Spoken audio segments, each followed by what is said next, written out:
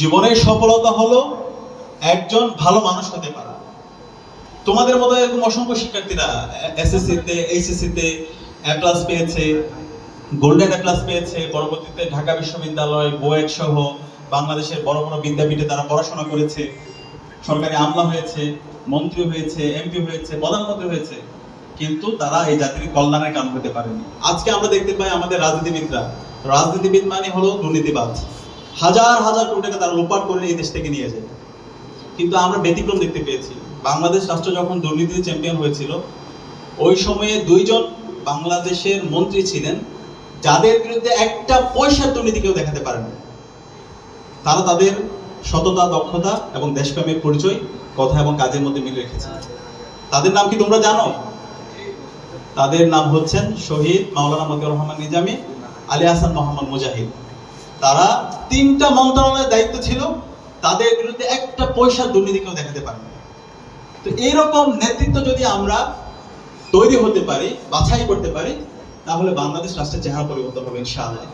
আমি স্বপ্ন দেখি তোমাদের মধ্য থেকে আগামীতে শহীদ মীর কাসেম আলী তৈরি হবে, তোমাদের মধ্য থেকে শহীদ উসমান হাদিদের মতো মানুষ তৈরি হবে, তোমাদের মধ্য থেকে শহীদ আবু সাঈদের মতো সাহসী বীর পুরুষরা তৈরি হবে, তোমাদের মধ্য থেকে রিয়া গুপ্তের মতো সাহসী তরুণরা তৈরি হবে।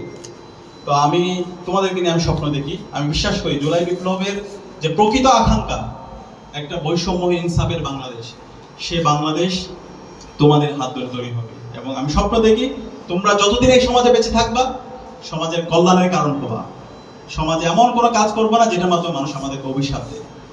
তোমরা যে সফল হয়েছো, তোমাদের প্রকৃত সফলতা তখনই আসবে যখন তোমরা তোমাদের পড়াশোনা, তোমাদের চিন্তা, তোমাদের গবেষণা, এই সব কিছুর সাথে যখন তোমাদের নৈতিকতার সমন্বয় হবে।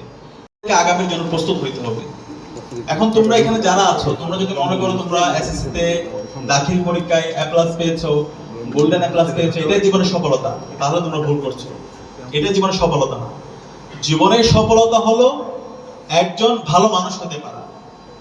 তোমাদের মতো এরকম অসংখ্য শিক্ষার্থীরা এসএসসি তে এইচএসসি তে এ প্লাস পেয়েছে, গোল্ডেন এ প্লাস পেয়েছে, পরবর্তীতে ঢাকা বিশ্ববিদ্যালয়, বুয়েট সহ বাংলাদেশের বড় বড় বিদ্যাপীঠে তারা পড়াশোনা করেছে, সরকারি আমলা হয়েছে, মন্ত্রী হয়েছে, এমপি হয়েছে, প্রধানমন্ত্রী হয়েছে, কিন্তু তারা এই জাতির কল্যাণের কাম হতে পারেনি। আমরা যদি গত 16 বছরে দেখি, ফেসিবাদী সময়ে আমাদের মন্ত্রী ছিল না, এমপি ছিল না, তারা কি মানুষের কল্যাণের কারণ হতে পেরেছে? বরং তারা অভিশাপের কারণ হয়েছে। তারা মানুষকে গুলি করে হত্যা করেছে, আয়নাঘর তৈরি করেছে, তারা হেলিকপ্টার থেকে গুলি করে রিয়া গ্রুপের মতো একজন শিশুকে হত্যা করেছে। আমরা তো তাদেরকে শ্রদ্ধার সাথে স্মরণ করি না, বরং তাদেরকে আমরা অভিশাপ দিই।